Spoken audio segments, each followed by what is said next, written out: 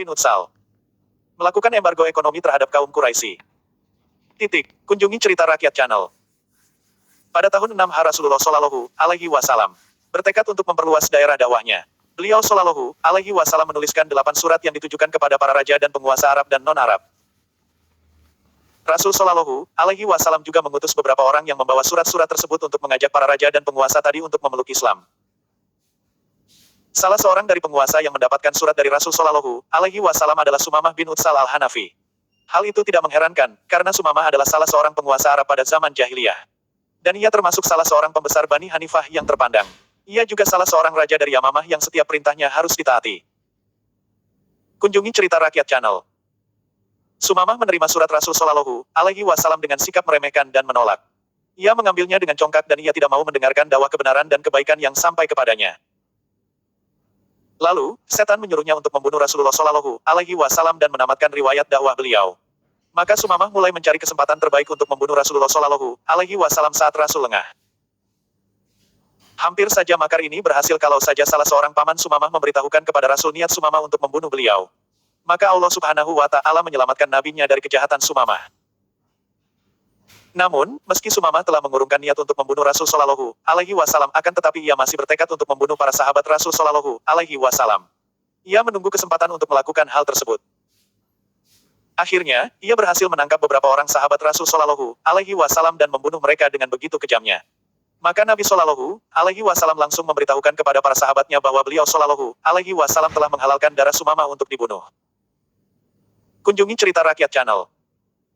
Tidak lama berselang sejak kejadian itu, Sumamah pun berniat untuk melakukan umrah. Ia berangkat dari kampungnya yang bernama Yamamah menuju Mekah. Dalam perjalanan ia berkhayal melakukan tawaf berkeliling Ka'bah dan melakukan penyembelihan untuk para berhala yang ada di sana. Saat Sumamah berada di tengah perjalanan dekat dengan Madinah, maka ia mendapatkan musibah yang belum pernah dibayangkan olehnya. Ada serombongan pasukan Rasulullah Shallallahu Alaihi Wasallam yang bertugas untuk mengintai dan mengawasi sekeliling pemukiman karena khawatir ada pihak musuh yang hendak menyusup dan melakukan kejahatan di Madinah. Maka, pasukan tadi langsung menawan Sumamah dan pasukan ini tidak mengenal Sumamah lalu membawanya ke Madinah. Rombongan pasukan ini mengikat Sumamah bersama dengan beberapa tawanan yang diikat di masjid. Mereka mengikat para tawanan tadi sambil menunggu hingga Rasul Shallallahu Alaihi Wasallam sendiri yang memberi keputusan tentang para tawanan ini. Rasulullah Shallallahu Alaihi Wasallam keluar rumah untuk pergi ke masjid. Begitu beliau hendak masuk ke dalamnya, beliau melihat Sumamah sedang diikat oleh pasukan. Maka Rasul Shallallahu Alaihi Wasallam langsung bertanya kepada para sahabatnya, apakah kalian tahu siapa yang kalian tawan ini? Para sahabat menjawab, tidak ya Rasulullah. Rasul bersabda, ini adalah Sumamah bin Utsal al-Hanafi. Bersikaplah yang baik terhadapnya. Lalu, Rasulullah Shallallahu Alaihi Wasallam kembali ke rumahnya lagi dan bersabda kepada keluarganya, kumpulkan makanan yang ada pada kalian dan kirimkan kepada Sumamah bin Utsal. Kemudian Rasul Shallallahu Alaihi Wasallam memerintahkan keluarganya untuk memeras susu unta miliknya setiap pagi dan petang dan membawa susu tersebut kepada Sumamah. Semua itu dilakukan sebelum Sumamah berjumpa atau berbicara kepada Rasul Shallallahu Alaihi Wasallam. Kunjungi cerita rakyat channel. Kemudian Nabi Shallallahu Alaihi Wasallam mendatangi Sumamah dengan niat mengajak Sumamah masuk ke dalam Islam. Beliau bertanya, bagaimana keadaanmu, wahai Sumamah? Sumamah menjawab, saya baik-baik saja, ya Muhammad. Jika kau hendak membunuhku, maka sepantasnya lah kau membunuhku karena aku telah banyak membunuh sahabatmu. Jika kau mau memaafkan, aku akan amat berterima kasih. Jika kau menginginkan harta, sebut saja sesukamu pasti akan diberikan. Lalu, Rasulullah Shallallahu Alaihi Wasallam membiarkan Sumamah seperti itu selama 2 hari.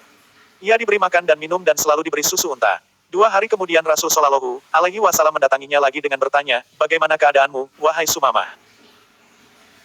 Sumamah menjawab, aku masih tetap dengan apa yang telah aku katakan sebelumnya.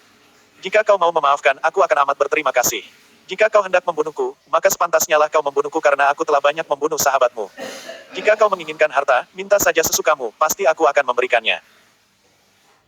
Lalu, Rasul Shallallahu Alaihi Wasallam meninggalkannya lagi, dan pada hari keesokannya Rasul mendatanginya lagi dengan bertanya, bagaimana keadaanmu, wahai Sumamah? Ia menjawab, seperti yang pernah aku katakan kepadamu. Jika kau mau memaafkan, aku akan amat berterima kasih. Jika kau hendak membunuhku, maka sepantasnya lah kau membunuhku karena aku telah banyak membunuh sahabatmu. Jika kau menginginkan harta, minta saja sesukamu, pasti aku akan memberikannya. Rasul Shallallahu Alaihi Wasallam langsung menoleh ke arah para sahabatnya sambil bersabda, bebaskan Sumamah.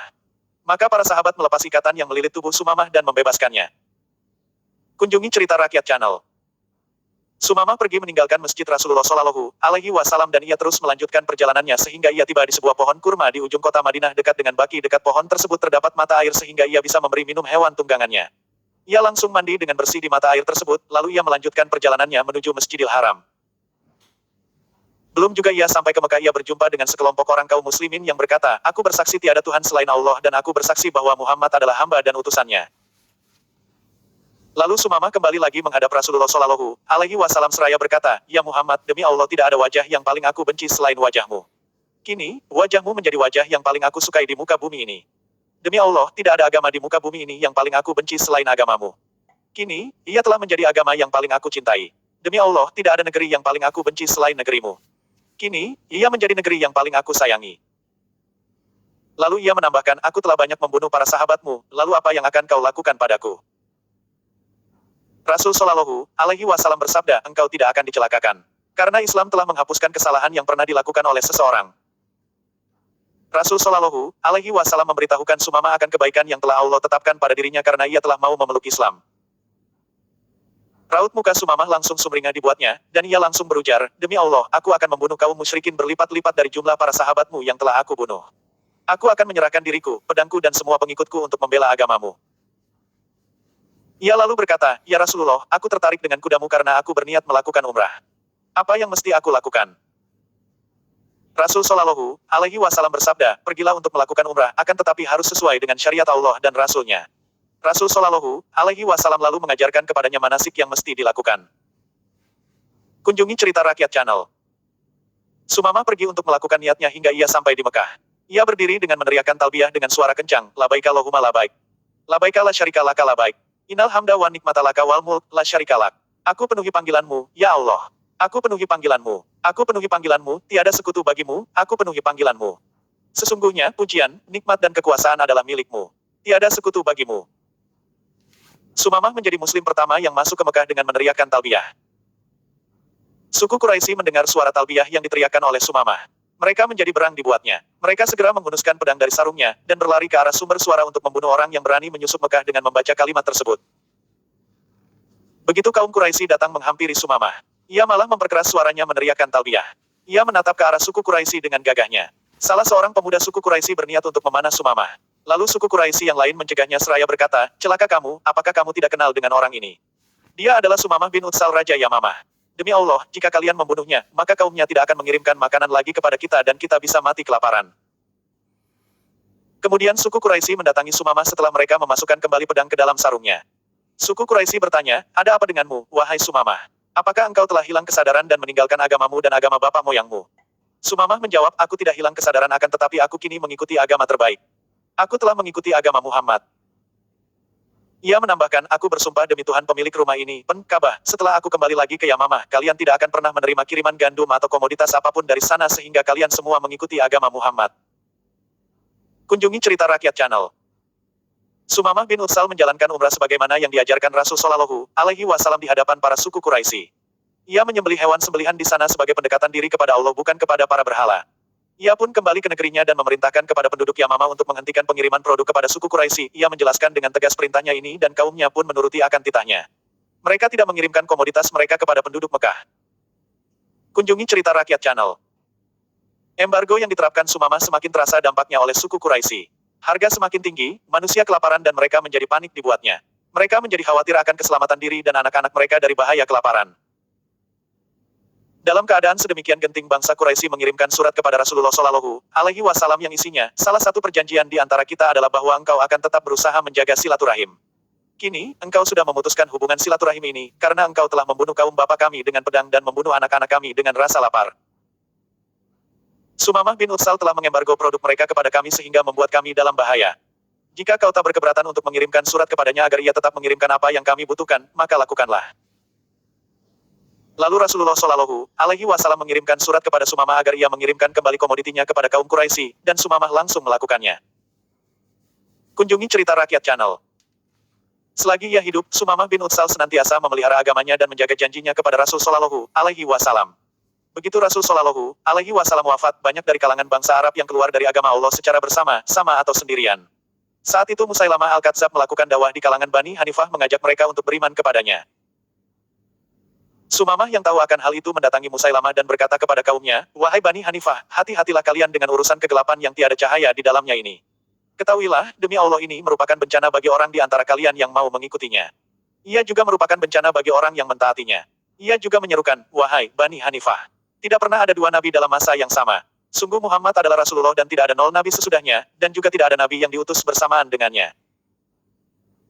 Sumamah lalu membacakan kepada mereka, Hamim. Diturunkan kitab ini, Al-Quran, dari Allah yang Maha Perkasa lagi Maha Mengetahui, yang mengampuni dosa dan menerima taubat lagi keras hukumannya, yang mempunyai karunia. Tiada ilah yang berhak disembah selain Dia. Hanya kepadanya lah kembali semua makhluk.